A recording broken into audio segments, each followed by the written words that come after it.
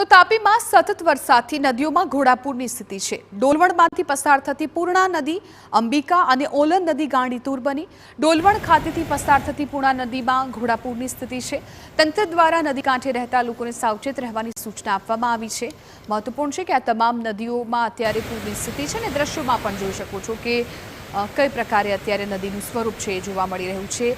નદી કાંઠાના જે આજુબાજુના ગામ છે એ ગામને એલર્ટ કરી દેવામાં આવ્યા છે।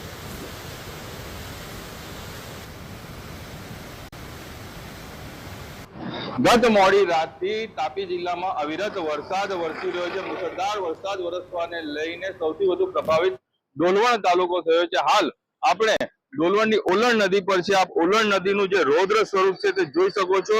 ઉપરવાસમાંથી ખૂબ મોટી માત્રામાં પાણી આવવાને લઈને તેમજ આ વિસ્તારમાં વધુ વરસાદ હોવાને કારણે ઓલણ નદીમાં ઘોડાપૂર જેવી પરિસ્થિતિ સર્જાઈ હોય તેવું લાગી રહ્યું છે। ઓલણ નદી સહિત જે અન્ય નદીઓમાં પણ મોટી માત્રામાં પાણી આવવાને લઈને આ નદીઓ ઉપર આવેલા લો લેવલ બ્રિજો છે, 21 જેટલા લો લેવલ બ્રિજો છે તેને સતર્કતાના ભાગરૂપે તંત્ર દ્વારા બંધ કરવામાં આવ્યા છે, જેને લઈને ગ્રામજનોની મુશ્કેલી વધી છે।